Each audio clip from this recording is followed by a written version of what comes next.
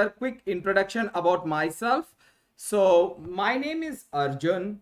I'm having nearly around 15 years experience into the IT industry, and I'm kind of specialized into the data science with Python. Okay, so let's quickly see that first. What are the things we are going to cover in our course? Okay, so first we will start with the what are the things will be involved in this particular the course which we are going to take it like. Okay, first is we are going to divide whole structure into three major parts. Okay, in fact the four major parts. First one is like very much basic Python. We are going to look at like very fundamental, right from the fundamentals we are going to see the Python. Okay, what is the basic Python? Then next one we will get into the core Python. Okay, now once you are comfortable with the basic Python, then we will move on to the core Python. Okay, now after this, then we are going to get into something called as advanced Python. Now this basic Python is your fundamentals for your programming language, guys. And the core Python is once you are comfortable with the core basic Python, then you will start writing a programs, big programs over here. Then next one is the advanced Python. Now once you know how to write the program using the basic Python and the core Python, then we are get into the advanced level of the Python, where we are going to see that how we can write the code very effectively. That means where you can build up the big applications, how we are going to do it. That is what we are going to see it over here. Now after this, then we are going to enter into something called as data manipulation, Python with data manipulation using the concepts like NUMPY and PANDAS. Okay, now these are very powerful libraries of the Python. We are going to spend some time on that to understand it, where we are going to use it. Okay, now we know that these are the things which will be covered. Now you may ask me, what are the things will be involved in the basic Python? So the basic Python, when you are going to take it, we are going to cover like very much like where from the ground level we are going to see like what are like variables. Okay, of course we are going to see the history of Python, and then followed by the variable, and then we are going to look at the identifiers or comments or data types and all those things over here. Okay, and then we are also going to see the operators. Now I'm just putting out so you will be covering the history. You are going to see how to write the first program. We are going to see how to download the Python, how to download the editors, what are the different editors, what are the comments, what are the keywords, everything we are going to see it in a very detailed manner. And here we are going to see like operators and input and output functions. Okay, we are going to see something very detailedly over here. Here you may not feel the real pinch of the programming. Now you are not going to do the programming over here, but you are going to learn what are the things required to become a programmer. What are the things required to build yourself as a programmer over here. Now next one, once we enter into the core Python, here we are going to see the control flow statements. Okay, like in this we are going to see the if condition, and we will see the loops, and we are going to see the interruptive statements. All those things we are going to see it in this control flow. Next one is, after this we are going to see the sequential data types. Now this is a very powerful stuff. Here you are going to see the list, tuple, set, dictionary, all these things you are going to see it, guys, very detailed. After doing this in the sequential data type, once we are done, we will enter into a concept called as functions. Now here the functions, you may look out like a simple like a generic function, which is a group of statements and you will be calling them. But in our case, we are going to see a detailed function over here, types of way arguments, like how to create a function, how to return a value from the function, how to pass on the reference of one function into the another function. All these things we are going to see it over here.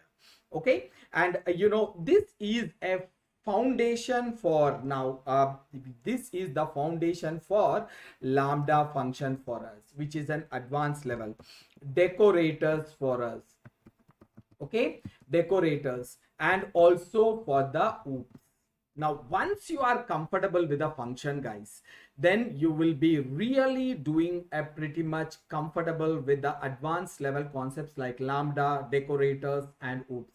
Now again, I'm saying these are some of the concepts which really scares the people who claim that they are having some good experience. Okay, so next one is after this, we are going to get into the files. Now this is the first time we are going to see that whatever we are going to look at, how to store them in the external storage for the permanent storing. So we are going to see here three types of files. One is the text files, next one is the CSV files, and also the PDF files. Now these are the three different types of files where you will be finding the difference between them. Now the data in the text file will be just dumping the data into that. You will not have any particular format. When it comes to the CSV file, comma separated value file, in this you are going to store the data in the rows and columns format. And when we move into the PDF, now PDF is altogether a different file where the data is write protected and you have to script the data and you have to do the stuff. So these are the three different files we are going to see in our files concept. Now with this, now we will be ending our the core Python. Now once you are here, you will be able to write the code whatever is been given, whatever may be the task or whatever may be the problem, you will be able to do that stuff over here. Now next, after this, we are going to get into an advanced level Python. What is the advanced level Python over here? See, in the advanced level, we are going to enter into oops. Now oops is one of the concepts which is really scary stuff for the students or the experienced people. Some people who are very much comfortable with the oops, they love to code in the oops, but some people who are not comfortable, they will they don't want to do it. I strongly recommend, like, if you are having the oops in your resume, you are having an added advantage over the others. Now using the oops concept only, we can build the big applications which can run effectively. Now after this oops, we are going to learn what is the class, what is the object. This is altogether a new way of writing the program. What is the class, what is the object, what is the self function, what is the self keyword, what is an inheritance, polymorphism, abstraction, encapsulation, everything we are going to see it very clearly over here. Okay, now then afterwards we are going to get into something called as exception handling. Now there will be, and while the runtime, there may be a lot of errors may come up which may terminate the program. How to handle such kind of errors, we are going to see it over here. And then there is something called as multi-threading. We are going to see this multi-threading. Again, the concept is, if a very lengthy program is there, how we can split up the code into the multiple small blocks, and I can execute them at a single straight, at a time. With this, what happens, the time will be reduced a lot. Okay, now a simple example, like if you are having a code over here, just imagine. So you are having a code which is having maybe around 10,000 lines code is there. Now there is a first set of block of code is there where you will be seeing like 3,000 lines of the code is there, 3K. Now the second block will be again you are having a 3K lines of the code. Now third block will be around you will be having like 4K of the lines of code. Now in total, just imagine that in total, if I want to execute, this may take around like 4 minutes, and this may take again around 4 minutes, and this may take around 5 minutes. So in total, I may to execute the complete program, it may take like around 13 minutes of the time in total when I do it in a normal way. But what I'm going to do it in the multi-threading, I will generate the multiple threads over here from my program. One thread task is to execute this code. Second thread task is to execute this code. Third thread task is to execute this code, guys. Now these three are executed simultaneously. That is, there is nothing we will be waiting like to execute this one, then we will start this one, and then we will start this one. It is not like that. All the three will be executing simultaneously. When you are executing simultaneously, maximum amount of the time it will be taking is 5 minutes over here. That is the whatever the maximum time it is taking. This will finish in 4 minutes, and this will finish. The maximum time it will take it is 5 minutes. So you are saving the time of 8 minutes. This can be achieved by using the multi-threading. So again, multi-threading, for performing the multiple threading, this block of statement should be an independent one, and this block of statement should be again an independent one. This block of statement should be again an independent one. Okay, so this is the way the multi-threading will be performed. Okay, now after this, there is an important concept called as regular expression we are going to deal with. Okay, now this is one of the most important concepts you will be finding in all these three. All these four you will be finding in all different programming languages, but the syntax will be different. So once you know these things, then you will be very much comfortable with the advanced level programming. Now advanced level programming is not that it is a different from your core programming. It is core programming only, but in the advanced level we are going to apply some rules so that our code is working very fast. Okay, and it is doing an effective kind of stuff. Okay, next one is like, you know, I can say after the regular expression there is a concept called as decorators. Now this is a Python exclusive concept. This you can find it in Python only. Now this is a really a complicated concept, but at the same time it is very beautiful concept. So for this, the fundamentals is functions. Okay, and also we are going to see a lambda function over here. Okay, now we can see the lambda function right away after the oops or at the last. Okay, we can do it at our comfort level. And there is something called as serialization. Okay, this serialization we will implement in Python by using a concept or a library called as pickle. Now this is again how to share the your file from one location to the another location in an encrypted format.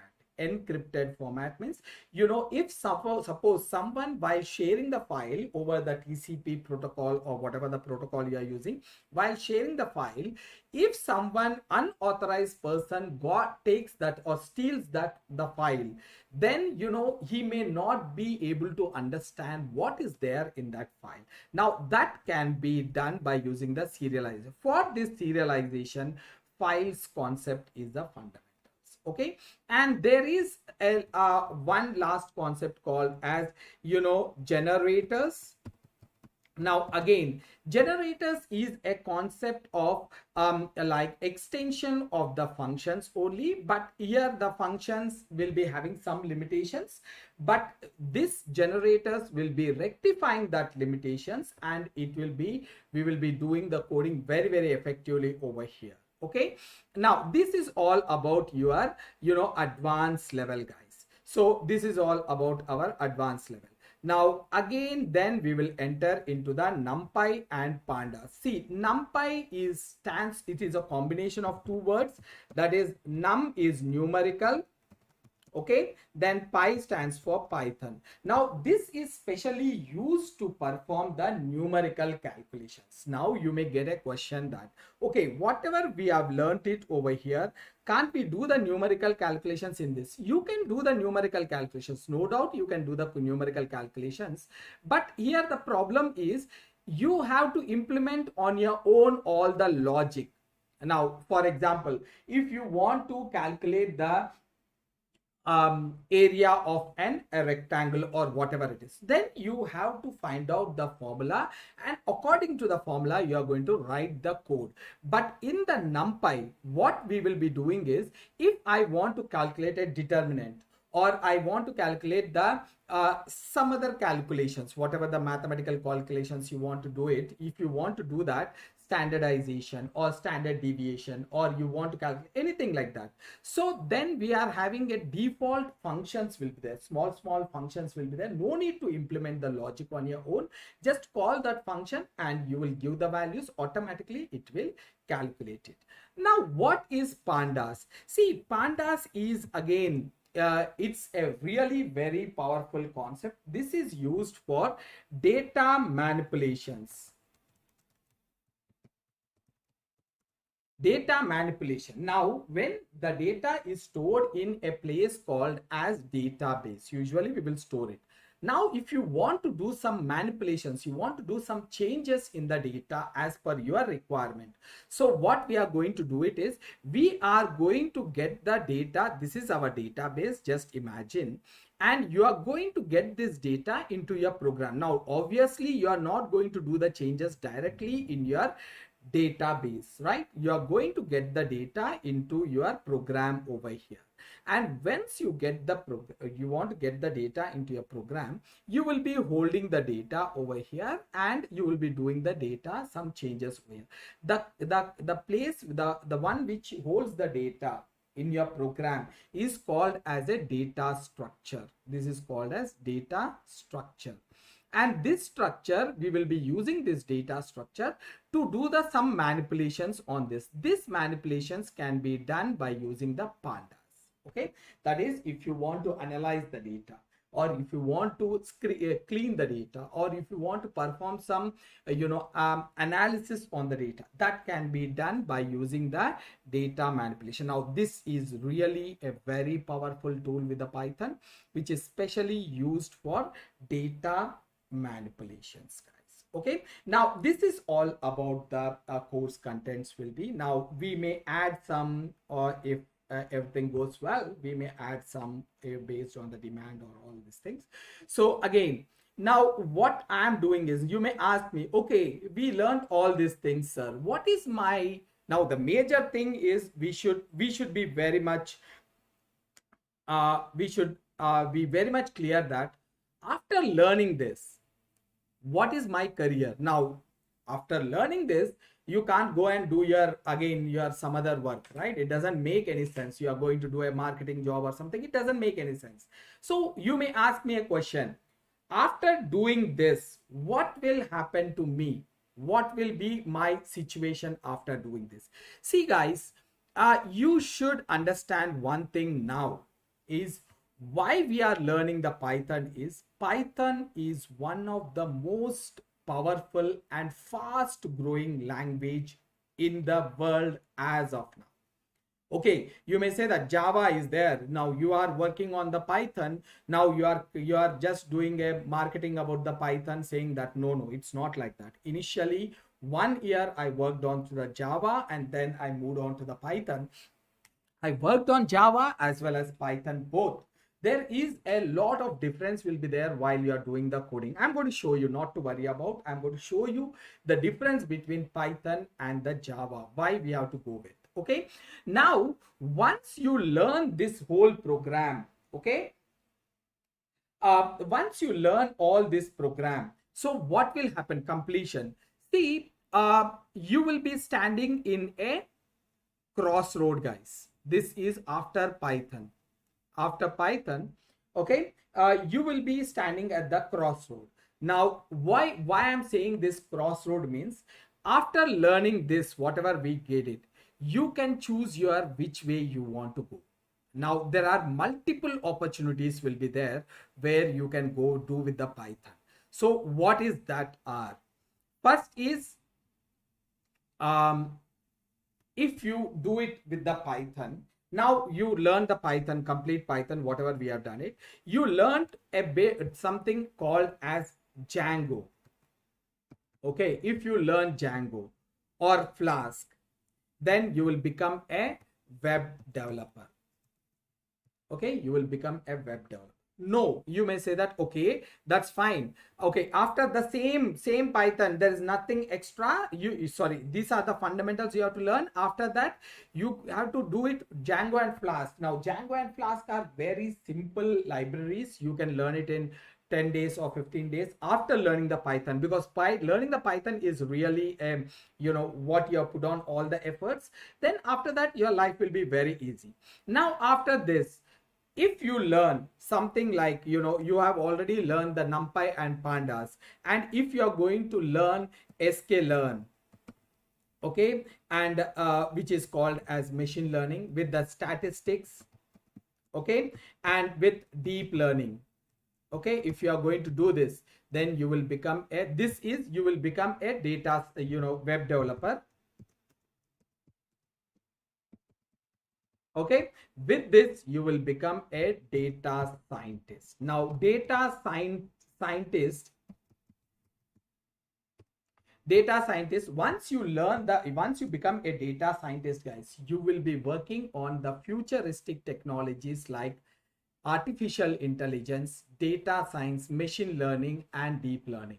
Now, whatever your Google Assistant is doing, you are clicking and saying that, okay, fix an alarm at so and so time tomorrow morning, that the Google Assistant will be doing, or Siri will be doing it when you are using the Apple phone. This is done with the help of your data. This is done with the help of data science and the artificial intelligence. And you are hearing a lot about a driverless cars that is being done by data science. Now, this is, if you believe it or not, this is the one which will be dominating the market in next couple of years, maybe. Okay. Now, with the whatever you learned it over here till here, after this, all you have to do it is you have to learn a bit of statistics, you have to learn a bit of sklearn and machine learning and deep learning algorithms. Then you will become a data scientist, and there is a lot of demand is there for the data science. Okay, next one is if you learn Selenium, something called as Selenium, you will become an automation tester. Okay, and there are like lot of packages are there. With the help of, you can become a network developer or a network engineer, or there are like, you can become a gaming engineer or something like this. You can become learning the relevant packages. So these are the different ways you can choose your career once you learn it. Again, guys, once you learn, now suppose you learned the Django and Flask, and then you became a web developer. Tomorrow you want to move on to the Selenium. It's like, once you learn in Bajaj bike and moving on to and you got an opportunity to ride an Enfield, you don't need to go intense driving training, right? It will take hardly 10 kilometers or 5 kilometers. You may feel that difficulty from the Bajaj bike, Bajaj Pulsar to the Enfield. So you have been doing the Bajaj Pulsar for past couple of years, and then you got a chance to you got a chance to ride the Enfield. So it will not take much time. The same gears, same escalators, everything will be the same, nothing else. Only thing is there is a little bit dimensions difference will be there, the weight difference will be there, which you will be learning within 2-3 kilometers of the ride, right? The same thing like this. Once you are in this, if you want to move into this, it is like a cakewalk for you. Just learn them and jump into this. And once you learn, once you are a data scientist, now you want to do an automation testing, because there is no automation tester in your team. Then you learn the Selenium within 1 week and you can start doing the automation testing. So it is so easy, guys. And again, now just think again, if someone is saying that, okay, ये बंदा आके बता रहा है कि he is coming and saying that okay, he is from the Python background and he is saying all these things are easy. It is not so easy, the programming, you can't do it. By just believe in yourself and trust me, programming is not a rocket science. Please, only thing is that you have to be given the right way of learning. That's it. And I'm going to teach you how to learn the programming, and you leave it for me. I will make sure that you are learning you will become a programmer right away after completion of this course. And you will be doing not a small programs, you will be doing a lot like a bigger programs. But only thing I will say that the more you practice, the more I can tell you, I can do that stuff whatever I know it, but the more you will be learning once you start practicing from where I stopped. If I stopped at one program, you do that program and get the remaining programs from the internet or the assignments, whatever I'm giving it, do it on your own. Then you will be really a very good programmer. And again, I'm saying, if someone is coming and saying that you can't do it, you can't do, you can't become a programmer, something like that, because, they are scared of the programming and they are putting that phobia on you. You know better how, and it is a very damn easy process of learning, and we are going to make sure that this whole process will be very, very, very easy, guys. And remove that remove everything from your mind and just come and start. Just forget about this one also, that you are learning a programming language. Come down and listen as if you are learning something new. That's it. Then you will become a programmer. Okay, now again, like this months, like I know that you spent like 16 years of study or 17 years of study, or like some people have done the PG with the 18 years of study. Now you are already done a great job of holding one of the prestigious certificates of India. Okay, now all I will be saying is just concentrate this weekly 4 hours and practice whole week for 2 hours, and you will become now this 2 months or 3 months program, kuch bhi hundo, like concentrate on this, just concentrate on this, and you will become an expert. You believe me. And you know how to go forward from the after learning the Python and what you have to do it and how we have to do it, everything, we can do with the things. Okay, yeah. So this is what is about the basic stuff what we are going to cover. ये होता है पूरा course जो भी है ना. Yeah, some people are asking me to just थोड़ा बहुत हिंदी use कर ले, क्योंकि maybe they must be having some difficulty on that. So while teaching the course, I'm going to like थोड़ा बहुत हिंदी use कर लेता हूँ. ऐसा भी नहीं होना चाहिए कि some people must be from the southern part and they may not understand Hindi.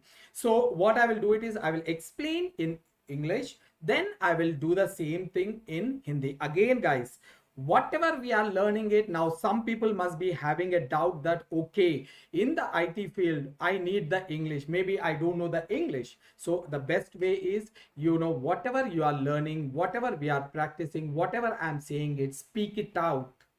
Speak it out for yourself. Sit in a room and speak it out and you will get it. And now I myself from a Hindi medium background, and I was not from a core English, so I learned in that way and I was able to do it. Again, yeah, thoda bahut to English aana chahiye if you want to survive in the industry. Not to write the code, write the coding आप कर सकते हो, कोई दिक्कत नहीं. But as you grow, जैसे like once you become a senior, say, software engineer or something like that, at that time, you will be you need to know the English to give a presentation. Now, once you have that confidence, so then only आप presentation कर सकते हैं, नहीं तो नहीं कर सकते. So again, you have to put on an extra effort over there. And some people are saying that, asking me that, data structures to become a data scientist. See, don't forget about that. After completion of this Python only, you will know all the data structures, not to worry about. Okay, and I'm saying the data structures in a sense, not from the different prospects. I'm talking about the data structures from the programming prospects. This data structures is important, not the academic data structures. Okay, so chalo then, let's move on. And again, I'm saying it, guys, believe in yourself and just concentrate and listen to it as if I'm telling you a small story or something like that. And each and every maximum, I'm going to do the programs based on my time limits, or I will just pass it on the code to you and I will give a lot of assignments. Please do that assignments. अगर आप assignments कर दिए तो बस आप automatically programmer बन जाओगे, कोई दिक्कत नहीं किसी का. You no need any Arjun और any XYZ person to help you out over there. You will become an programmer. Again, अगर कोई भी बंदा आपको बता रहा है कि you can't become a programmer, one thing I will say it is, guys, either see, अगर एक प्रोग्रामर बनना है तो take it me. If I am a programmer, I am a technical manager. Now, I was not born with this one, right? I didn't born with this skill set. All I did it was I completed the graduation just like you, and then I started, practicing it. Then I become a programmer. The same thing with you. There is nothing new. Okay, so let's do it, guys. Now let's get into the very much basics. Like, these are the ones, guys. If anyone wanted to see this again, the basic. Now I divided this one, that is a basic Python, core Python, advanced Python. Now guys, you see this, we are going to spend a lot of time in this one, and then we will go a bit, this one also we are going to spend it. Now from here on, you will understand, you yourself will be doing the coding. No need for me to do it. You will know the code and you will be doing the coding over here. And then afterwards, अगर जब हम लोग advanced में निकल जाएंगे ना, so you will be very much comfortable with the programming. Okay, again, अगर if anything is not comfortable with you guys, start from the fundamentals. So again, you will be comfortable with the programming. Don't skip the fundamentals. Fundamentals are the, very important to become a strong programmer. ठीक है? This is what is all about. Again, agar these 3 months, if you're concentrating, you spend 16 years, 18 years, leave about that. Concentrate these 3 months with us and you will become like whatever is required. And next, like, we will guide you which way you have to go it based on your expertise level, and we will help you out how to become a data scientist or how to become a web developer and all those things. Not to worry about. Okay, let's move on, guys. Now I'm assuming that now the people who are from some kind of programming background, please bear with me, because I'm talking about the students who don't know anything about the programming. So I want to give them the very much fundamentals, what is the programming and how the programming. So please, if you know anything, and I will say that just bear with us for 1-2 classes, or maybe 1 hour or 2 hours. Then we will enter into the main concepts where you will be learning how the Python will be different from the other stuff. Okay, now let's see this. First thing is, Python is a programming language, or it is also called as computer programming language, guys.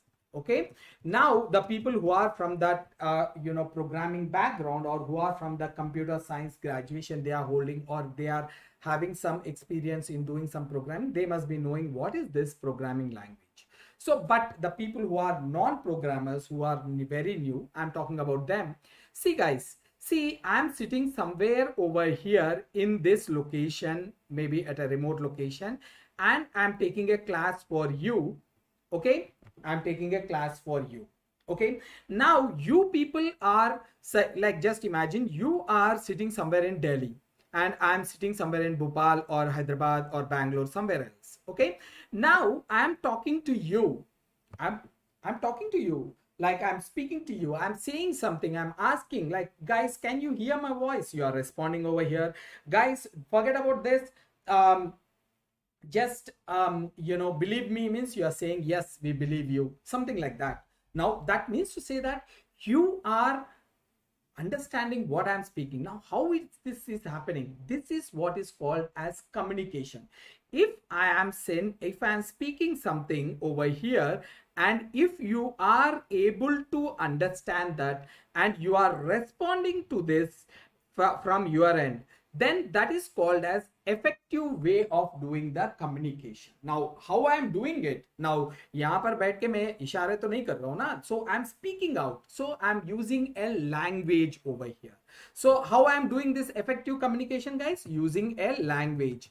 That language may be Hindi or English I am using. Now सोचिए तो सही, if I am start speaking to you in Japanese language over here, and you people are well aware of Hindi or English, तो ये सही नहीं है ना. So I am going on speaking in Japanese language, and you are not able to understand my things, then I will not get a proper communication. This is, I'm using the language to communicate, but it is not an effective way of communicating. What do you call it as effective way of communicating? When whatever I am speaking over here, this is understood by you, and you are responding to that accordingly, is called as effective way of communication. This can be done with using a language which is understood by both the parties. Now this one is understanding that, and this one is all understanding that language, then this is called as effective way of communicating. Now सोचिए तो सही, अगर both delegates hai, like both are there, one came from Japan and I'm sitting over here in India. Now this guy don't know the English nor Hindi. Now I know only English or Hindi. Now I am speaking in English over here, and this guy is not understanding anything. So is this an effective way of communicating? No, this is not an effective way of communicating. So what I can do it is, see, I will use a mediator over here. What is a mediator work is, he will listen whatever I am saying. The mediator will understand here Hindi or English. Okay, Hindi or English, whatever I am speaking over here, he will understand, and also he will understand the Japanese language. So whatever I am speaking, यहाँ से मैं जो भी बता रहा हूँ, ये बंदा, he will translate it into Japanese and he will communicate to, and whatever this guy is giving, and he will do it and translate. These people are called as mediators. Okay, now what is the work of the mediator? So the mediator work is like, he will translate the work. Guys, some of the people are asking questions on some of the concepts like Selenium or network engineering and all those things. So this we are going to discuss in last 5-10 minutes. We will spare, and I will clear all your doubts. I will give you last 15 minutes to raise up all your doubts, and then we will finish it off everything. Okay, chalo guys. So coming down to this one, okay, and this is what is called as an effective way of communication. Agar we are using a common language, no need of mediator. If the mediator is required, when I'm not using the common understanding language, then I will use a mediator to communicate it. Okay? So now the same thing, if I am sitting over here and I want to communicate with my computer, just imagine this is my computer. ये तो एकदम घटिया दिख रहा है. but still it's okay. Take it as a computer, laptop. Okay. Now I'm just communicate. I want to communicate with my computer. This is an electronic device. Again, don't forget that. This is an effective way of I'm communicating with my electronic device. Now, when I'm communicating with a human, I will speak it out and the human will understand. But when a laptop is there, now keep it your laptop on the off situation and you will say that laptop, open it and open the, some website, means it will not understand. You have to power it, you have to on it, and then you have to open it, and then you have to do the stuff, right? Then only it will understand and it will do that. Now, if I want to communicate with a laptop, this is an electronic device. This is a computer, right? How I will communicate? Then what I will be doing is I am going to use a language over here. This language is called as computer language or computer programming language. Okay. Clear, guys? What is a computer programming language? Is nothing but when a human want to communicate with your computer, or when you want to instruct a computer to do something, then we are going to use a computer programming language. And these computer programming languages, there are many. There is a study says that there are more than 10,000 programming languages are there, but only few of them are very famous and rest of all are faded off. And the very famous ones are like still existing is C. C is the one language which came in 1970s and it is still running over here. Next one is C++, and there is one is called as Java. There is Python, and we have the Python. We will be talking about 2.x and 3.x, and as a part of our course we are going to look about that 3.x. And I'm going to explain you why we are learning the 3.x, what happened to the 2.x also. There is something called as C#. There is like Perl, JavaScript, Angular. All these are the different languages, guys. Okay. Now, these languages, we will use it and we are going to communicate with our computer. Now, you may ask me a question over here. See, computer will understand all these languages? No. Computer will not understand any of this. None of them the computer will understand. But the question comes now, how I'm going to communicate with the computer then? The question is immediately that will come down, right? If a computer is not understanding these languages, why we are learning and how we are communicating with the computer? So this, the thing you have to understand over here is, whenever the computer, always a computer or a laptop will understand only one language, that is called as machine level language, or in other words it is also called, very popularly known as, binary language. Now ye kya hota hai? So binary language is nothing but a language which uses only zeros and ones to communicate. The binary language will use only 0 and 1 to communicate. Now, whatever you want to write it, you will be writing in the 0 and 1 only. So, this language will be understood by your computer. It's like, wo bolte hai na, mother tongue. So, this binary language is like a mother tongue to the, computers. Now you may get a question. This is all confusing, sir. We are learning C, C++, Java now, and computer will understand binary language. So why don't we learn the binary language and why don't we code it in the binary language? Simple, right? We, instead of learning all these different languages, binary language सीखते हैं ना. So binary language सीख के we will write the code in the binary language. So झंझट ही खत्म हो जाएगा ना. और ये Python, C, C++, ये पूरा you can play with them, right? You can do it. Like ये पूरा झंझट नहीं रहेगा. Which one I have to speak, which one I have to learn, which one I have to do the coding, all these things. But एक दिक्कत है. There is a problem over here. What is the problem is, सोचिए तो सही. If you want to write, now binary language का example देता हूँ मैं आपको. If I want to write 7 in binary language, then ये लिखते हैं कि 1 1 1 ऐसा कुछ लिखते हैं. अगर मुझे 6 लिखना है, So I will write it down over here like 110. Now if I want to write it 5, then I will write it as 101. ये होता है कुछ, you know, there is a process is there to how to do it. Now all you will be doing is, if you want to convert, this is a decimal value guys, this is a decimal value, this is a binary value. तो अगर ये decimal value को binary में कैसे convert करते हैं, 2 से divide कर लो और automatic पता चल जाएगा. Like all I will be doing is, if the people who don't know, 7 is a number, if I divide it by 2, so it will go 3 times. Okay, 3, 2 3s are 6, remainder कितना आया 1. Then again I am going to divide it 2, so how many times it will go, 1 time. So remainder कितना आया 1. So again you take the number from here to here in this direction, you will see it. What is this? 0 1 1 1. ये होता है binary form of 7. ये decimal form होता है, ये binary form होता है. ठीक है. So this is the binary form of 7. Now in the future I am going to give you a small different forms of the numbers. I am going to tell you just quickly so that you will understand what is. तो ऐसा कुछ करते हैं.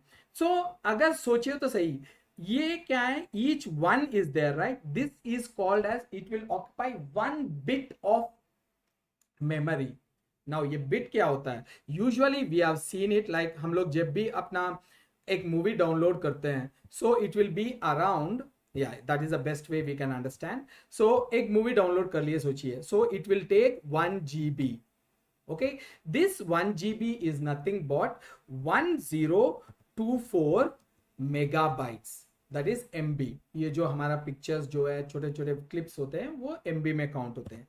अगर 1 MB is equals to 1024 KB, kilobytes, you know that kilobytes, and 1 byte is equals to 8 bits. Now bits is the smallest form of measuring the memory. Remember this. 1 bit is equals to 8 bits, and 1024 bytes is equals to 1 kilobyte. 1 kilobyte, that is this one, and 1024 kilobytes is equal to 1 megabyte, that is kilobyte, is equals to 1 MB, 1 megabyte. And 1024 megabytes is equals to, it is called as 1 gigabyte. Okay guys, now this you understood right? Now this is, we know it. Now just remove this. 1 byte is equals to 8 bits. Now 8 bit बोले तो ये यहाँ पर जो 3 है ना, 3 1 1 1 binary form, this is occupying 3 bits. Like that, when we make it 8 of them, that is called as 1 byte. 1024 bytes is equals to 1 kilobyte, and 1024 kilobytes is equals to 1 megabyte, and 1024 megabytes is equals to 1 gigabytes. Now you may ask me, यहाँ पर ही खत्म होता है क्या, इससे ज्यादा नहीं है? ये नहीं. 1024 gigabytes is equals to 1 terabyte. This is now our hard disks are making into this. 1024 terabytes is equals to 1 petabyte. Petabytes, ये सुपर कंप्यूटर्स जो होते हैं ना, जो who will manage all the stuff, that is deals with this petabytes. Okay, and 1024 petabytes is equals to 1 hexabyte. Okay, and 1024 hexabytes is equals to, like it will be going on guys, 1 zettabyte, ZB, and 1024 zettabytes is equals to 1 yottabyte. Now अब तक तो सिर्फ yottabyte तक ही लिए हैं, yottabyte is very very big. Now 1 yottabyte. Now there maybe in the future we may get the more dimensions, so I'm giving it simply. So यहाँ पर जो है ना 1 है ना, this is occupying 1 bit over here, 1 bit. Now 1 यहाँ पर कितना है, 3 bits है. So usually क्या करते हैं, either we will take it 4 bits or 8 bits. Now हम लोग इसको 3 bit है ना, so if you want to convert into 4 bits, just add a 0 in front of this. Okay, यहाँ पर 0 ऐड कर लो, ये 4 bit हो जाएगा. नहीं हमें 8 बिट बनाना है, दैट इज 1 बाइट बनाना है, तो 5 zeros ऐड कर लो, like 1 0 3 4, then it is 1 byte. So usually whenever we are writing the binary code in some way, so we are going to write it in this way, that is 8 bits, that is 1 byte. So calculation के लिए, so सोचिए तो सही, अगर हम 7 को ऐसे लिख रहे हैं, like you know 8 bits.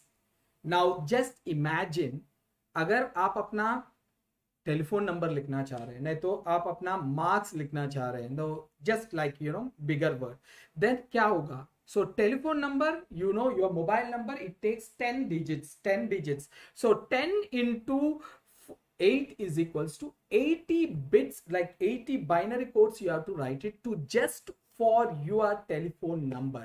अगर सोचिए तो सही, if you want to write it a big sentence, or you know a big sentence or any program, then you have to write it all zeros and ones, zeros and फिर भी ठीक है, आपने लिख दिए, you did it, you made it all your efforts, and you did all this stuff and you wrote the code. Again, just imagine if there is a small error is there, if you want to go back and check it, the error, it will be like a really very difficult. That is the reason why we are not going to learn the binary language directly. Then the question comes, हम लोग ये Python, C++ सीख रहे हैं, तो we will write the code in this, but the computer will understand only binary language. तो ये क्या कैसे होगा फिर? Then there will be a mediator. How here there is a mediator came, like that there will be a mediator will be there, guys, over here. These mediators are usually, they will be called as compilers or interpreters. Okay guys, okay, is it clear now? Now you must be seeing कि some programming languages are a compiler, they use the compiler. Some programming languages, they use the interpreter. So what is this compiler and interpreter will be doing is, they will do the two tasks. First one, it will check the rules of writing the code, where that is syntax. The rule of writing the code is called as syntax. It will check the syntax if you are making any mistake while writing the code. Second is, it will convert from your C++ language. यहाँ पर जो भी है ना, हम लोग we will write the code just like in English. How we will write in English, the same way. अगर हम Java, Python में ले लीजिएगा, if I want to print anything, I will use the print. Now in C में, C++ में, we will use the printf. Now in C++ also same. In Python, in Java, we will use the system.print, system.out.println. Like this we are going. Now this is what? This is like an English like words only, right? It is much easy for us to remember and write it. But ye interpreter ya compiler, what it will do is, like, first it will check whether we are writing in the proper syntax, that is we are following the rules or not. Second, this whatever is there, this English like words will be converted into binary words like this, so that our computer will understand. In a simple terminology, ye jo language whatever we are learning now, we will be writing the code using the English alphabets. But what is this interpreter and compiler will do? It will convert that one into binary code so that your computer can understand. And whatever the code we are writing over here, then this will be understood by your computer because it is converted by the interpreter and compiler, and then they will act accordingly. This is how the whole process goes on. Now we know what is a programming language, guys. We know what are the different types of languages, and we know what is the language the computer will understand, and in which language we are going to write the code, that is C++ will be an English like language in alphabet, and we have seen what is a compiler and interpreter also. Okay guys, so so this is how we are going to do the stuff. Okay, this is what we are going to do the stuff. Now let's move on. Okay, let's move on now. Let's see that. So these languages, whatever the programming languages are there, these are broadly classified into two types. One is the programming languages, that is computer programming languages are broadly classified into two types. Two types. What are those? One is called as low level programming language.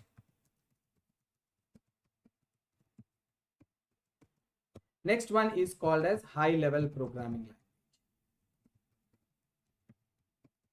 Again, there will be generations of the language, guys. First generation, second generation, third, fourth, and fifth. Now, we are not going to go so deep. Now, this is enough for us. What is the low level programming language and what is the high level programming language? Low level programming language may we are going to have it the binary language. Okay, where you will be writing the code in the binary language is called as a low level programming language. Okay, now there is high level programming. What is the high level programming language? Now in this, whenever you write the code in zeros and ones, that is called as low level programming language. What is the high level programming language? Whenever we are going to use the English like words. So if what is a high level programming language is whenever we use the English like words in writing the code, that is called as a high level programming language. Now you see this is a low level programming language and this is a high level programming language. Okay, whenever we write it in Python, that is a high level. So that is the reason why Python, Java, C, C++, they all are called as high level programming language. Python, C, C++, and Java, they are called as high level programming language, and that is the reason why they require a compiler or an interpreter to convert the code into binary format. Okay, so this is what is called as an high level programming language or the low level programming language, guys. Okay, now this is what about a very much overview about all about the programming. Okay, so okay, let's move forward, guys. Quickly I will recap it. So we have seen what is a language. Okay, we have seen what is the course contents, we have seen what is the programming language, we have seen what are the different types of programming language, what is the binary programming language, what is the high level programming language and low level programming language, and what is the compiler and interpreter. And we have seen the different measuring units of the data. This is how the data is referred. 8 bytes is equals to 8 bits is equals to 1 byte, and 1024 bytes is equals to 1 kilobyte, and 1024 kilobytes is 1 megabyte. 1000 megabytes is equals to 1 gigabytes. 1000 gigabytes into 1 terabytes. 1000 terabytes is 1 petabyte. 1000 petabytes is 1 exabyte, and 1000 hexabytes is equals to 1 zettabyte, and 1000 zettabytes is equals to 1 yottabyte. Now yottabyte is the officially recognized measuring unit of the data, highest one. Now there are some people are saying like so many different things, so you can you just ignore it. As of now they are not been officially confirmed. This is what it is. Okay, guys. Now now let's move on to our Python. Okay, now first, before going further, now let's talk it very much practically. Now we know that guys, I'm going to try to use it Python like English most preferably. Like some of the things whatever I want to repeat it again, I'm going to use it in Hindi. So because some of the people who are from Hindi background and they don't know Hindi, then they can understand it. Yeah, most of the time like 90% or 95 100% I will use it English itself. Only repeated things only I'm using it in Hindi. It's not that I'm not giving anything different in Hindi. So you should understand that. I know that there are different people are coming down. from the southern part of India and northern part of India. So, you know, I'm trying to satisfy everyone over here. I'm going to complete everything in English, and then I will move on to a bit in Hindi, not like, you know, everything in Hindi. Okay. I will try my level best to, I will not avoid it. Okay. To discomfort. Okay. Now let's see that. Okay. Now, I will, okay, let's move forward, guys. I was just seeing some chats, which was funny. I just got diverted. Sorry for that. Okay, now let's see that. Let's understand very much practically, guys. Now, here is I am, okay? I'm sitting over here. Now I'm very much comfortably saying that I want to communicate with my computer. Okay. Now this one is when I am communicating with this computer, I am using a programming language. Okay.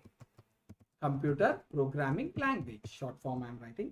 So how exactly I will pass on the comments? Now just see that I may use the Python over here. Now how I will pass on the you know, how I will communicate with this. See, in order to communicate, okay, in order to communicate, we will use the programming language. But how you are going to do it? See, just imagine, guys, you are going to pass on set of instructions to your computer. Now we are going to tell the computer what it has to do one after the other. Those are called as instructions. Okay, we are going to pass on some set of instructions to the computers. Okay, set of instructions to the computers.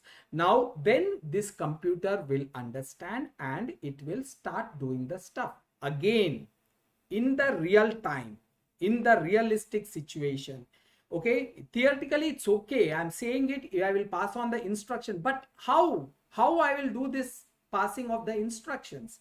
That can be done in an editor. We will be having a editor. Okay, in the editor we will pass on the instructions.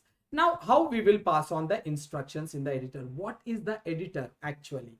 See, this is the editor. Now I'm just taking it. See, my first program, just forget about whatever I am doing it, guys. First program. Now this is an editor. Now you see, this is the editor. Now this is the place where I'm going to write the instructions to the computer. Now how I will write it? Now I want to wish you all very good evening. I will say that print very good evening. Okay, good evening over here. Now this is what I'm doing. I'm just printing here very good evening. Okay, now when I'm doing this very good evening, okay, now my interpreter, now the Python is, I'm using the Python. So the Python has the interpreter. Interpreter comes and it will check the conditions whether I'm writing the code in a proper way or not. And also it will convert this one and print it on the screen. Now if I run this one over here, in order to run this code, right click on this, go to the run first program, and then you will get it an output over here, very good evening. Okay, very good evening.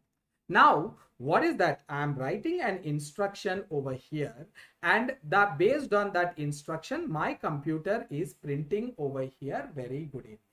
Now this is called as an instruction. Now whenever and this instruction, whatever is there, this is also called as task oriented line. Task oriented line, we also call it as task oriented line.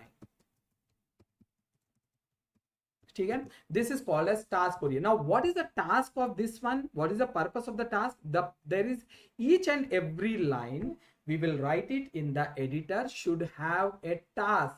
Okay, you can't write it just like anything, and you will in the editor whatever we are going to write it, there should be some task. Now what is the task of this one? Is to print the very good evening on the screen. Now I will write it one more task oriented line. Now just forget about the syntax, we are going to learn it everything very clearly. For I in range of 1 to 10, guys, Forget about the syntax. You will be learning everything. I'm saying it again. Just wanted to show you. This is another task oriented line. Now, what is the purpose of this task oriented line is print the values from 1 to 9. Okay. Now we are going to see everything. What is for, we are going to see what is range, what is print. Print, we know that it will print the value onto the output. Now you see this, it is going to print the values from 1 to 9. Okay, 1 to 9. So this is what is called as task oriented lines. That is nothing but an instruction. First line, I'm instructing to print it, good evening. Second task oriented line is nothing but to print the values from 1 to 9. Okay, this is what we are getting. Now these lines, task oriented lines, in the editor, in the programming terminology, we call it as statements. Okay, in the programming terminology, they call it as statements. Whatever we are saying, instructions and task oriented lines, this is all is our general language. ये जो अपना general language है, we will be calling this, I'm calling them as instructions or the task oriented lines. But when it comes to the officially programming terminologies, then these are called as statements, or in detail you can also say that executable statements. Executable statements. Now you may ask me, okay, this is an executable, there may be a non-executable statements also. Yes, there are some non-executable statements also. I'm going to tell you that one also. Okay, now these are also in a perfect terminology, they call it as the statements, and these statements can be two types. One is executable and non-executable. Okay, now these statements can be executable and non-executable. Now in instructions is nothing but how to communicate with the computer. This can be done by writing a task oriented lines in the editor. This is the editor. This is the editor where we are going to write it. In this, we are going to write it only executable, or task oriented lines only. I wrote the two task oriented lines. That is, one is to print very good evening, and second one is like for I in range of 1 to 10, print I. Okay, this is how the things will be going on. Now these are in a perfect terminologies. They call it as a statement, executable statement. Now these group of executable statements are called as group of executable. Now I can say that group of statements because executable and non-executable both will come down. Statements are group of executable statements are called as a program. Got it, guys? This is called as a program. Now you know what is a program. Right? We have been talking like you will become a programmer, you will become a developer, or so and blah blah blah. So many people will be talking. This is what is program. Simple terminology, the statements which are used in the editor to communicate with the computer is called as a program. Group of statements which are used to communicate with the computer is called as a program. Okay, guys, hope it is clear for you. Now let's move on now. Okay, let's move on to the next level. Okay, now we have seen what is the, now I will just tell you how to download over here. Now after that I will tell you how to what are the executable statements, what are non-executable statements. Now we have done something, right? So first thing is, guys, whenever you are going to, here we are going to deal with Python, right? We are going to deal with Python. So we are, if you want to deal with, if you want to download, first how you want to do it is, first go to the Python official site and download Python download, you can say that. Then you will, now the most of the people must be knowing this, but still I'm saying it to just finish with the formality. Just click on this download Python. Look at the website, guys, python.org. This is an official website, and you can go over here and then you can see that download. This is 3.10 is the latest version. Now you can click on this, you will get an executable file downloaded over here. Click on this executable file. Okay, now I will say that open this file. you will see a small this will be coming up like wizard. Now in this wizard, guys, remember this, there is something you have to click over here down. There are two, install launcher for all the users, add Python 3.1 3.10 to the path. Now click all this part, two of them. Okay, you click all this one, and then you will go it install. Now I'm already having the Python in my editor, so I will not do it. Just click on this, and then it will ask you next, next, next, next. Now don't forget to click on these two parts, whichever is there here. These are very, very important. One is install launcher for the all users. Second one is add Python 3.10 to the path. This one is very, very important. The add Python to the 3.10 to the path. Now this is these two, you click it out and then you go it. Okay, then it will be done. Okay, now after doing this, guys, after doing this, you will feel that the Python is being installed. Now let me check it out whether my Python is there. Okay, here there is a, you will be seeing something like that. I'm having 3.9. I didn't updated it. I'm having 3.9. You will see this, the Python is there. Just type it Python down. You will see that in this, you go to the open file location. When you go to the open file location, here you can see one IDE over here. Now this is, if you click on this, you will get it a notepad open up.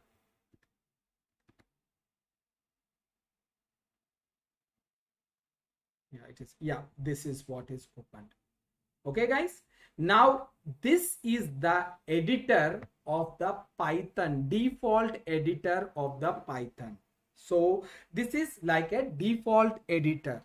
Now this default editor is a very simple one. You will not have any help, nothing over here. Now if I want to print anything, I will say that print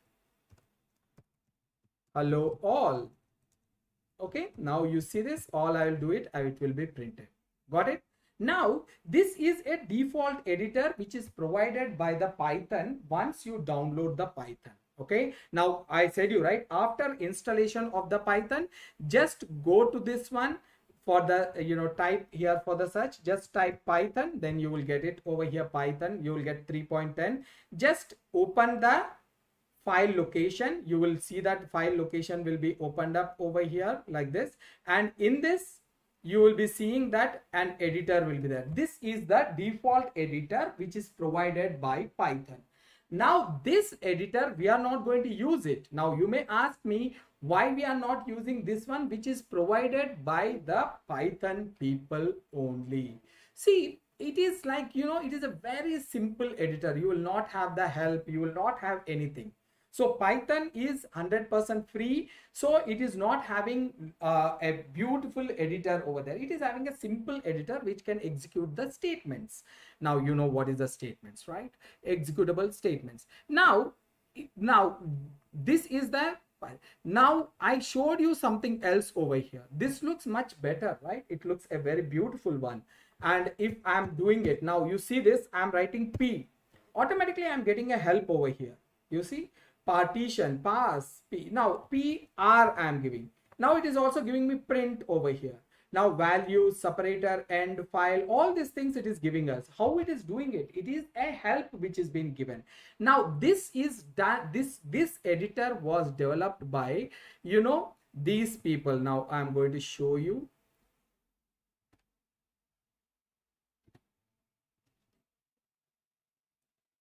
Google.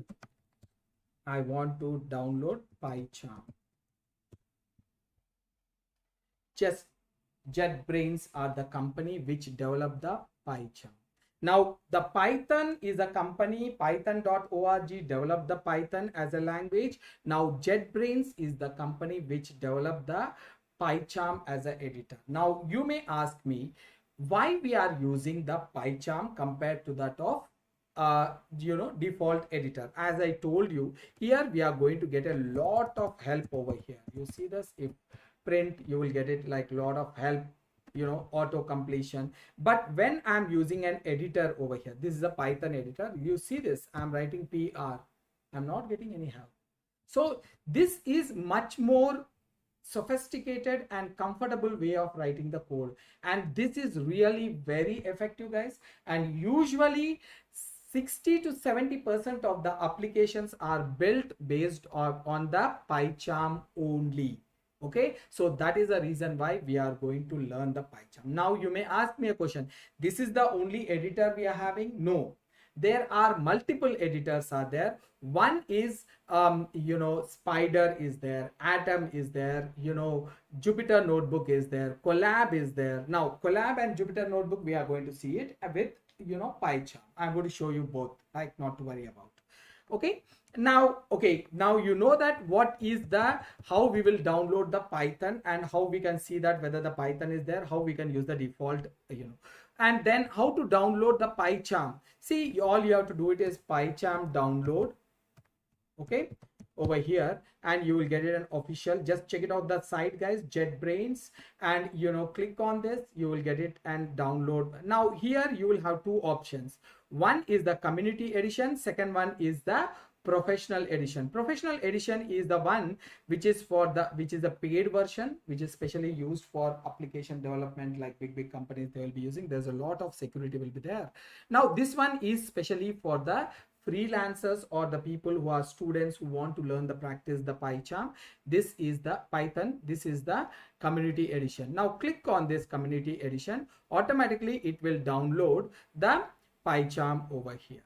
Now remember one thing, before downloading the PyCharm you have to install the Python, otherwise your Python, if you first download the PyCharm and then you want to download the Python, means it will be a confusion. Your PyCharm will don't know where is Python, then you have to explicitly connect it, which will be a big headache. Simple way is, first download the Python with the two, I said you right, two checkboxes, especially add the path.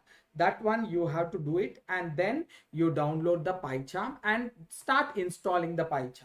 And once you start installing the PyCharm, guys, if you get any checkboxes, click all the checkboxes, don't miss anything, click all the checkboxes and you will move forward. Automatically, your PyCharm will recognize where is Python and it will connect with the Python software and it will be ready. Okay, it will be ready over there. And this is the PyCharm is done. Now I'm going to click on this. It should open up for us.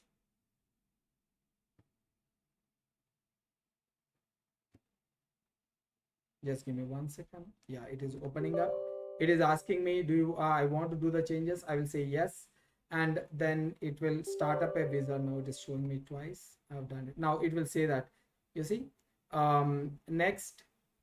Okay, click on all of them, and okay, this is saying that this will not be shown to you because it is saying already the older version of the PyCharm is there with me. I will just cancel.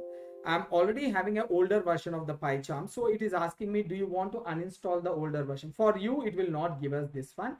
Now if you go to the next one, it will ask you the location. If you go to the next, it will ask you, guys, this one, click all of them.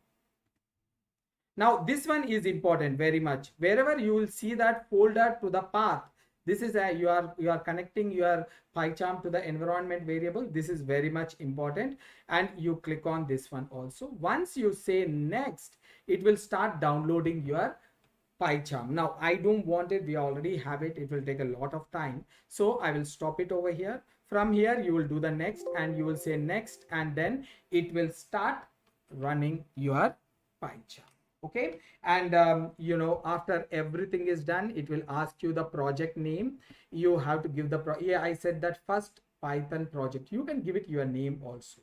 After getting it, okay, after getting this will be there, and this one virtual environment will be VENV.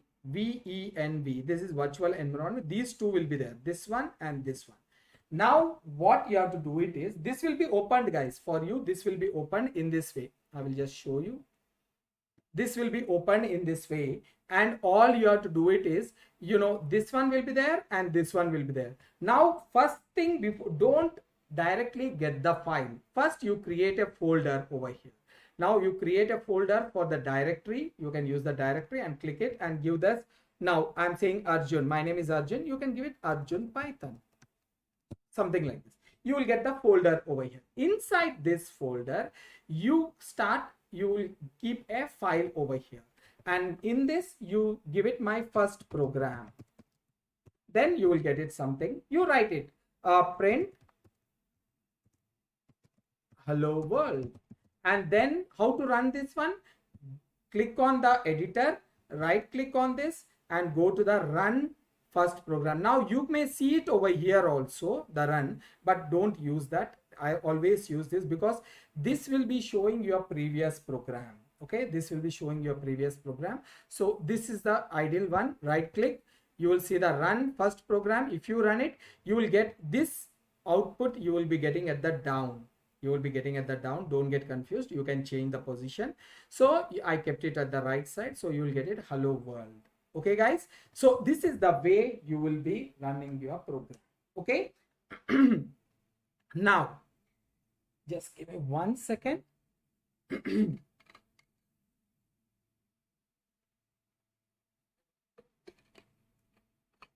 Now guys, let's start the going back to our lecture. Now whatever we have been learning, so we have seen that in the editor. Now how to communicate with the computer? We are going to use the instructions. Instructions are where you are going to write it in the editor. Now here, what is the editor I used? We use the PyCharm is the editor which is built by the JetBrains. Okay, now this you are going to write the instructions over here. These instructions should be executable. That is, they are task oriented. There should be some task. If I run this, what I'm getting it? I'm getting hello world over here, right? Now we can have the multiple such executable or task oriented statements. These task oriented statements in a programming terminology, we call it as statements. Okay, these statements are of two types. One is an a simple example is, one is executable statements, other one is non-executable statements. So what is the non-executable statements? Now just see this guys. I have some programs written over here for some of the my other batches. Now let me do it with the flow control loops. Now while loop, just take this. Now this is the program is there. Just imagine this is the program. Now I wrote a program over here. This program I will give it to you, and you are a Python programmer. Okay,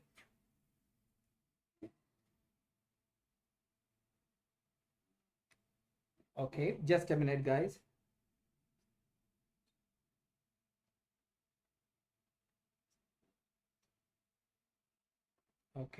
Okay, let's see this. So this is the executable program guys. When this is an executable program, this is having some tasks to be done. This is a program.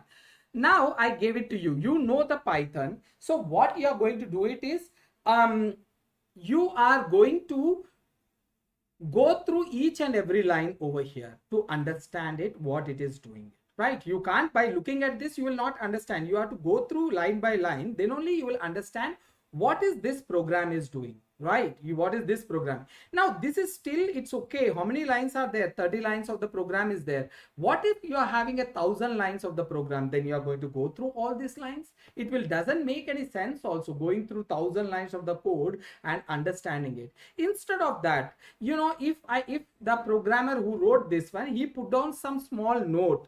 So he will put down some small note like it will accept infinite number of student details and print it. Just I'm giving this. By looking at this one, will you get an understanding? Yes, this is this line, whatever we are writing is called as a documentation. Okay, this is documentation. It will accept infinite number of student details and print it. Now print or calculate total and average, and calculate total and average. This is what I'm writing it over here, total and average. Now this tells a complete information about this year 30 lines of the program. In the same way, we can write a note for the your 1000 lines program also. In that case, no need for you to go through the each and every line to understand the code. You understand the code. So, but according to the rules, whatever is executable only we can write it inside this. Executable is can be whatever is executable can be written inside this editor. Non-executable lines we can't write it. Now if this is a non-executable line, that is the reason why it is giving me an error. Now if I try to execute this one, guys, you see it is giving me error. It will accept infinite number of student details. This is showing a syntax error. What is syntax? Syntax is we have to follow some rules while writing the code. If we are not following that rules, that is called as syntax error. The rules, following the rules is called syntax. If you are not following, that is called as a syntax error. Now in this place we are making an error. That error is called as syntax error. Okay, now what we can do it is, this is important means yes, this is important to the next programmer to understand all this stuff. And when I'm writing this one, the interpreter is not accepting. My interpreter is not accepting.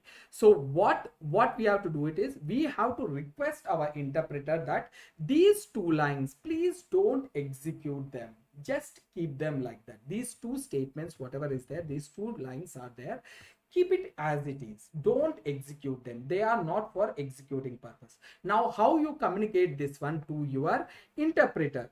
That can be done by using a comments. Now what is a comment? Comment is nothing but a non-executable lines in the program is called as a comment. Now how to make it as a comment? Just put it a hash in front of the line. The whole line will become a comment over here. That is, this line will be not executed by your interpreter, but at the same time the next programmer can read it very clearly. What is the purpose of this program? You see this will execute. It is asking the name Arjun and marks, English marks. I am giving it science, and it is giving me the total and average. Now again it is asking, would you like to continue? Yes, I want to continue. I want to give it a name called as Narain, and again 66, 66, 66. Now you will get it. Now this way, I can run this program. Now that is what it is saying. It will take an infinite number of student details and calculate total and average. It is taking it. Now if I say no, it will stop it. Clear? This is the way our program will be. Now our program will be working, and we can pass on the message to the next programmer by putting a note over here. That note we will make our interpreter not to consider as an executable statement by putting a comment over here. Okay, this is called as comments. Now if if you have a multiple lines, now here there is only 2 lines, you are giving 2 hashes. But if there are like 10 lines of comments is there, you want to give it a big thing about the whole this program. Now you can't go on putting hash over here, right? How we can convert this one into total comment is, the multiple lines we can convert into comment is by typing triple single quotes starting till the ending. Whatever lines are there, they are considered as a comment. Triple single quotes, when we are putting a multiple lines inside a triple single quotes, that is considered as a comment. Okay, this is a total. It will be considered as a comment. Starting and the ending triple single quotes, in between that whatever lines are there, that is called as this is a multi-line comment. This is a single line comment. That is hash is a single line. Now there is a shortcut way of giving the all the lines as a comment is nothing but, I will show you. just highlight the lines whichever you want to make it as a comment and do it control forward slash. Control forward slash. If you do it, whatever lines you are selected, that will become a comment automatically. And if you want to decomment, if you want to remove the comments, just select all of them and then again use the control forward slash. Automatically everything will be removed. Okay guys, this is the way the the multi-line comments can be given. Now you have an idea about the comments now.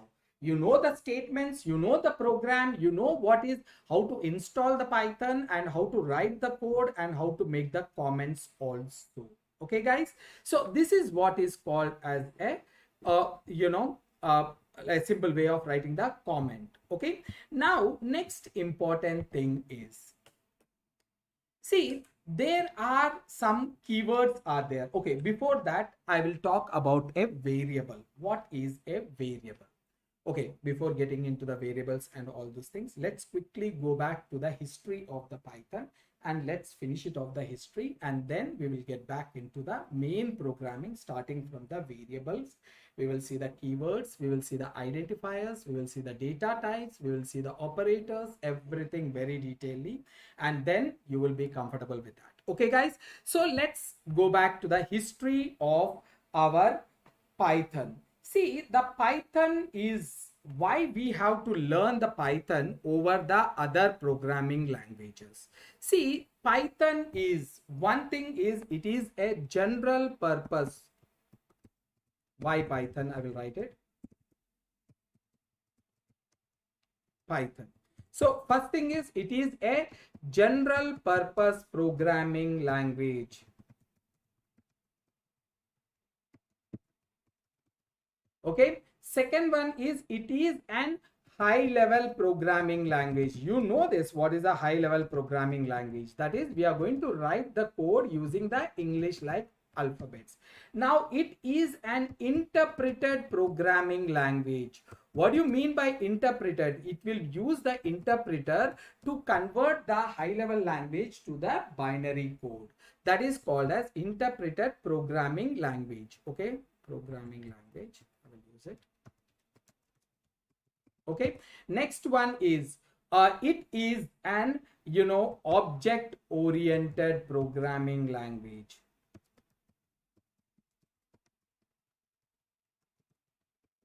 Okay, the last is, it is a dynamically typed.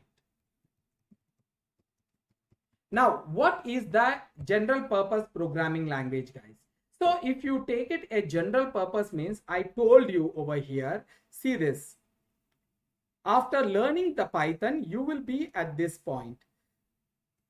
Sorry, this point. From here, you can choose your career wherever you want to go. So what is this? That learning the same Python over here, whatever is there, you can become a web developer, you can become a data scientist, you can become an automation tester, you can become a network engineer and the gaming developer. So what is using the same Python, that is what it is. The learning one single Python, you can build the applications onto the web development. You will become a intelligent AI applications, and you can do the automation testing. You can do the network application and gaming application. Network applications is chat boxes, and gaming application is the games we can build it. Now Selenium automation testing is nothing but someone asked me that question, I'm covering it up. See, each and every person each and every person each and every application, whatever is developed, that has to be tested. Now for testing purpose, there will be a specialized testing team will be there. They will be looking the application from the user prospects, from the user point of view. They will be looking the application. So here, if the application is developed, guys, over here, see, one is the developer will be looking from his own point of view. Second one is the user will be looking from his own point of view. From when the developer develops the application, he may not find some of the errors which can be seen from the user prospects. This user prospects can be done by using a testers. These testers, they will do it manually. That is, They will do it each and every application by testing by themselves. Second thing is that they can automate the testing process, that they won't be involved. If there are 1,000 pages are there which they have to test it, now they will not sit and do it, right? They will automate it. They will write a code that will automatically do the testing. This automating the testing process is called as automation testing. This automation testing can be done by using the Selenium package with the combination of Python, or Selenium with Java, or there is one more called as UFT. Okay, that is UFT is another software which is competitor of Selenium, that is also can be used to test the application. Okay, so that's what someone was asking, I do remember, so just I raised the point.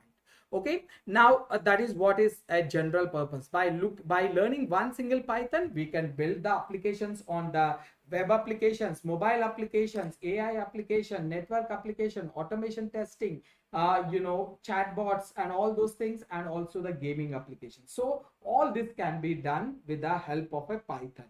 Now you may ask me, there is no other language can be doing this? Means yes, there is a language called as Java can also do this, but the coding is very, very difficult in Java when it compared to that of Python. That is the reason why Python is very powerful now. Now, high level programming, I said you can write it, the code in a English like language. Okay, in English like language.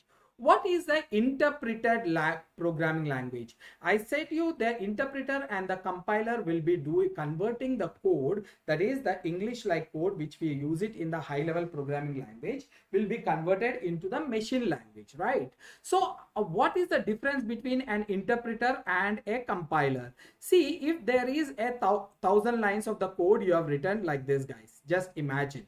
So now this is the difference I am saying to the interpreter and the compiler. This can be an interview question.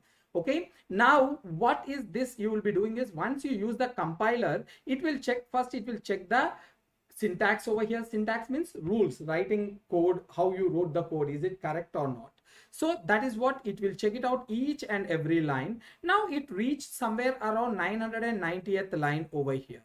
Now after this, it found that there is an error over here in the code. So when there is an error, whatever you wrote it correctly, it will come down to this error. It will terminate the whole program. The compiler will terminate and ask you to rectify this error and come back. Then only it will allow you to execute.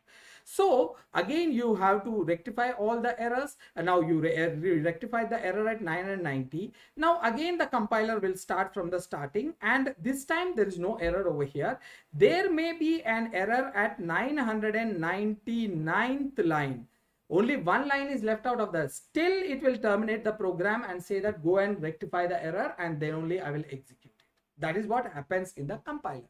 Whereas an interpreter, how it will be doing is, if the same interpreter, like if you are doing with the interpreter, it will do a line by line execution. What do you mean by line by line execution? Means it will check the first line.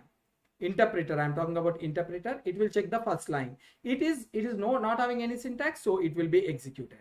If there is no error over here, then it will be executed. If there is no error over here, this will be executed. If there is an error at 900 line, so the program will be terminated over here, but till that time you will be seeing the output over here, 900 lines output, whatever is happened, you will be able to see that. This is what is called as interpreter. The difference between a compiler and interpreter, you can say that compiler will compile the entire code before executing the code, whereas interpreter will do the line by line execution.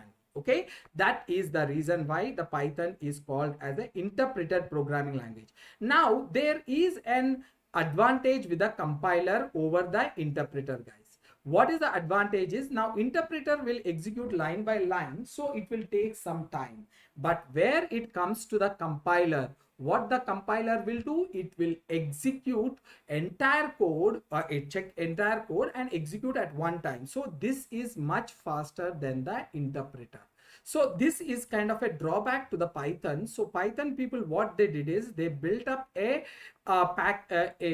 system called as PVM. This is called as Python virtual machine. In this virtual machine, what they did it is they use the compiler and an interpreter both. Now, how it will work is wherever the compiler is required, compiling will be done. Simultaneously, interpreter will be working, interpreting the code. So these two will be sharing the load and it will be doing the code simultaneously. Then obviously the code will be executed much more faster than the compiler. So this is the solution which they got by the Python 3.x. Okay, 3.x. Okay, guys. Now this is what the major difference. Now there is something called as object oriented programming language. Now again, the most of the student most of the student, they feel that the Python object oriented programming language is a language. Okay, so like this, the Python virtual machine is nothing but, okay, someone is asking about this question.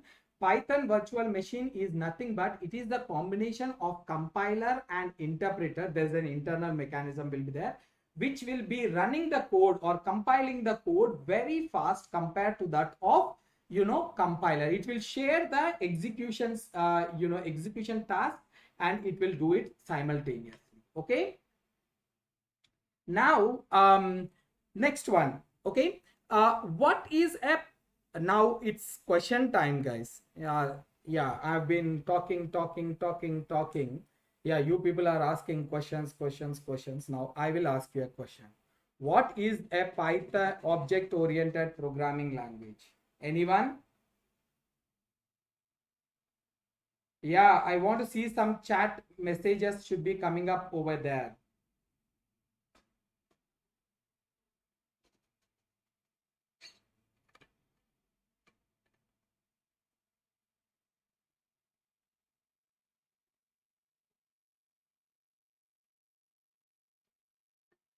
Yes, guys. What is an object-oriented programming language? I'm waiting because I stopped at correct exactly at 10:45. We have 15 minutes time over here. Oops, concepts execution. What do you mean by that? Oops, concepts. I'm asking what is oops and you are saying that oops, concepts execution. What is exactly oops? Is it a programming language? Bhai sahab, oops full form is object oriented program. Classes and objects are created by everything, class and object.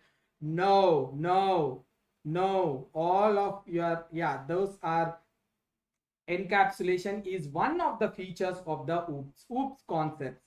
Yeah, object oriented programming language. I'm saying the oops. What is this oops? My question is, what is oops? Now don't say that object oriented programming concepts. Okay, offers the programming structure to develop the objects and call Python. Now you people are saying the concepts of the oops, guys. I'm not asking the concepts. What is oops? I'm asking just a simple thing. What is oops? Now, what is Python means? You will say a programming language. You will not say that it is a variable, it is an, for loop and all those things, right? You are giving the answer to me like that. Future of the oops, such as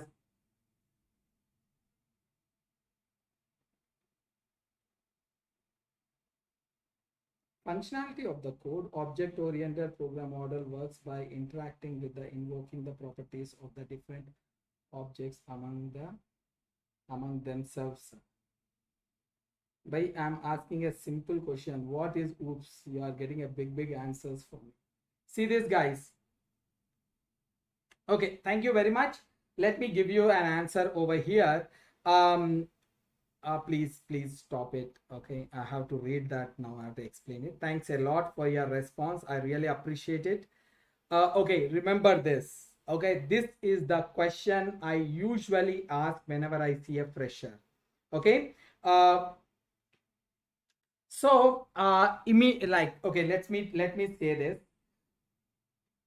See, as you are an one thing, guys, everyone is having, guys, if you want the recording, coordinate with the regex people and you can message them and they will provide you all the details because I'm not sure where I can get it. Now let me do my stuff over here. Yeah, one guy, Ranveer Kumar, object oriented programming is a programming paradigm. It is used for the object for bind data. Okay, yeah, he got it. I don't know, like if he written it, that's really appreciable, but if he's copied, then okay, let me explain it. Okay, now guys, let's see it. As you are now, you see this, now there are like hundreds and thousands of the students will be writing the exams, right? Now each and every student, when they are writing the exams, they are having their own style of writing the code, right? Writing the answers, right? Handwriting. Everyone has their own way of writing this one. In the same way, while writing the code, we are having a different styles of writing the code. Okay, different styles of writing the code, and one of the style of writing the code is OOPS. Okay guys, OOPS. Now this stands for object oriented programming structure or system. Anything you can say that. Okay, structure or system. Usually they will go with object oriented programming structure. Now what is this? This is a style of writing the code. It is not a programming language itself. Don't be in a misconception that OOPS is a programming language, or OOPS is class and object, or OOPS is inheritance encapsulation. No, OOPS is a style of writing a program. Now the perfect term they use it for this style of writing the program is called as paradigm. Okay, paradigm. So what is this paradigm? Is nothing but it is a style of writing the code. Now you can say that when someone asks what is the OOPS, you can say that OOPS is a paradigm which uses objects and classes structure to write the code. Okay, objects and classes structure to write the code. Okay, now this is a paradigm. Don't forget this word paradigm. This is a technical term which is used perfectly for this. Now this is the only style of writing, this is the only paradigm means? No, there are 5 or 6 paradigms are there, very popular. One is called as procedural paradigm. Second one is called as functional paradigm. Next one is called as modular paradigm or modular programming. Then we call it as OOPS. Then we have it and logical paradigm. So luckily Python will support all the 5. Now what is the procedural paradigm? Now procedural paradigm is how you write in your book, like from left to right. You will start from the left and you will go towards the right. The same way the things will be happening with the 1 second guys, just be online 1 second.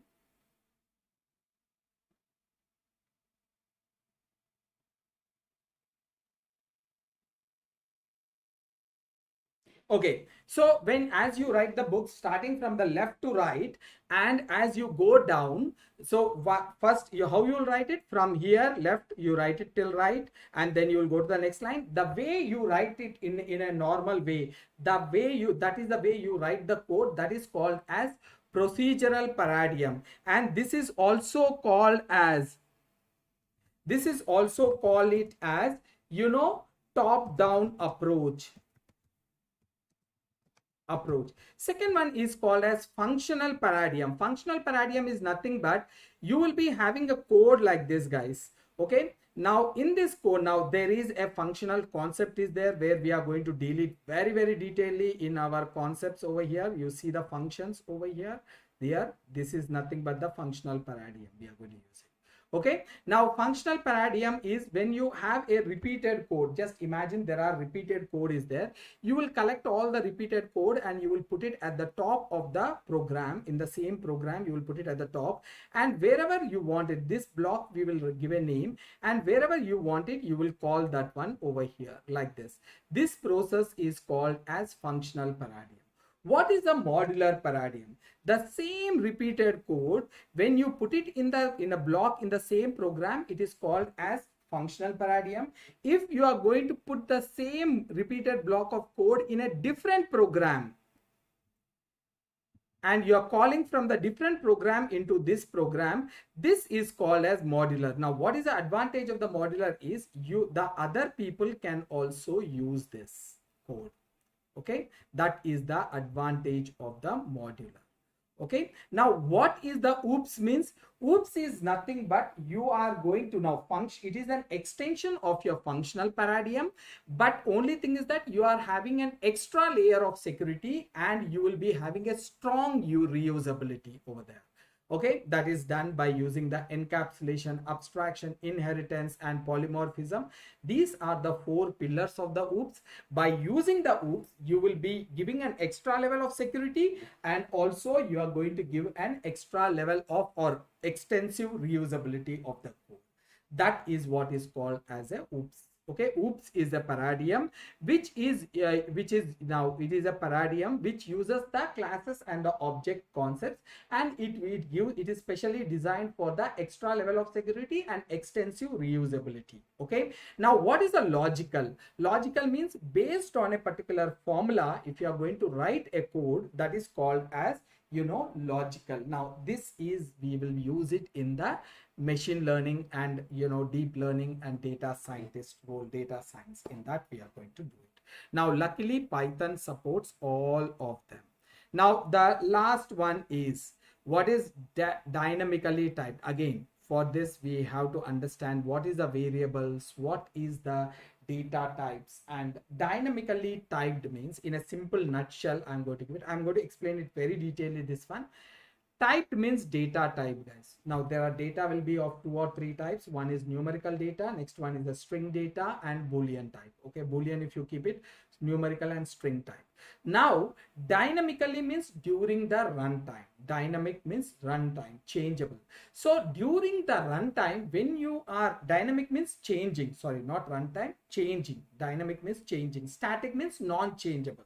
Dynamic means changeable. So type means data type. So dynamically typed means changeable data type. Changeable data type during the runtime. During the runtime execution, when we are running the execution, during the execution time, when we are able to change it, then that is called as dynamically typed. During that we can change the data type. During the runtime, when we change the data type, that is called as dynamically typed. Again, this we are going to deal it very detailedly, guys. Dynamically typed, and then after this we will be entering into the mainstream program. Okay, any more questions you have it, guys? For any any questions you have it, just put it on. We have like some time. I can spend some time over here, make you clarity on this, and this is the end of the session. You can raise the questions, anything you want it.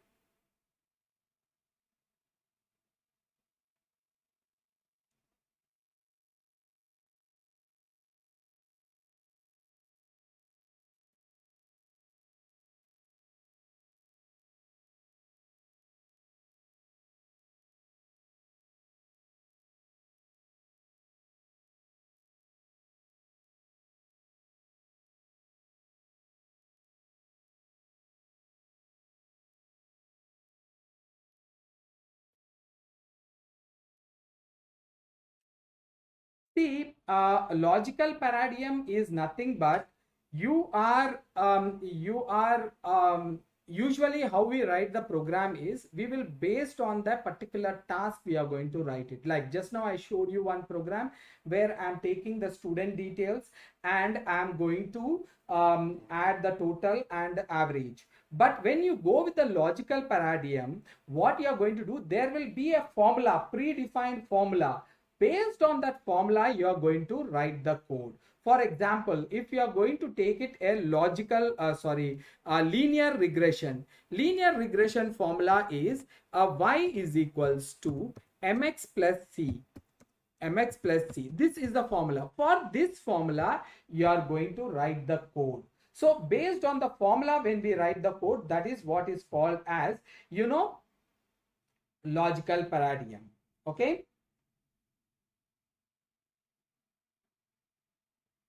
Thanks, guys. Thanks for your compliments. I really appreciate that. Any questions more? You have any more questions?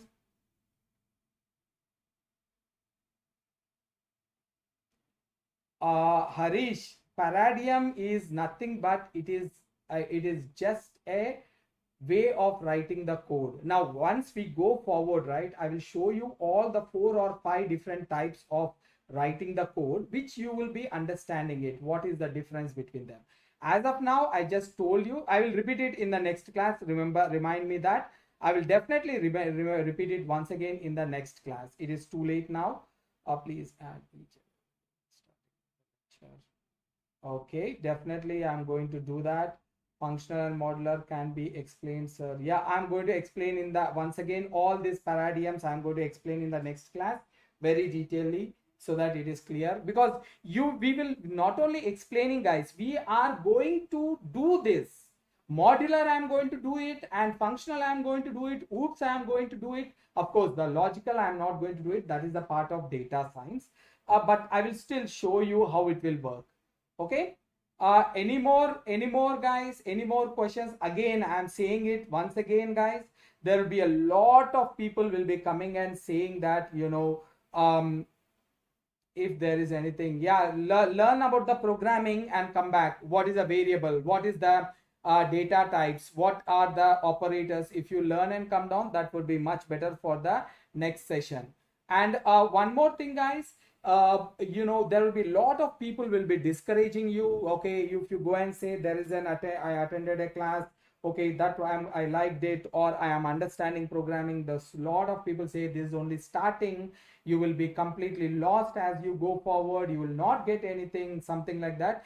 Everything, whole programming will be like this only. I'm going to explain it as, I will make it as simple as possible, and I will explain it as detailedly as possible, guys. Okay, clear? Chalo, then I will stop it over here, and we will meet in the next class. That would be maybe today we will not have any assignments, we are just started it. Maybe after completing couple of assignments, I will give you, sorry, couple of sessions, I will give you a lot of assignments, so that you will be really happy with that. And even I am happy to give you assignments rather than I'm doing it. Okay, attendance, I'm not sure about that, Swarna. I don't know about that. I will coordinate with the management regarding that. They will take care of the attendance. Okay. Thank you very much, guys. I'm stopping the session over here. Thanks a lot for bearing with me, and thanks for your compliments. If I will try to repeat the same thing, paradigm again, and you know, dynamically typed, we will start it in the next session, and then we will move forward. Yeah, attendance, I think that management will be taking care. I think they will be coordinating with you guys. I think you filled up the form and gave your contact details, so that would be really helpful. Chalo, guys, thank you very much. Thanks a lot, and have a great week ahead, and we will meet next weekend, Saturday and Sunday, and we will try to finish it off some important concepts, so that I can give a lot of assignments for you to complete this one over the weekdays. Okay, guys, thank you. I'm stopping the session over here. Thanks a lot.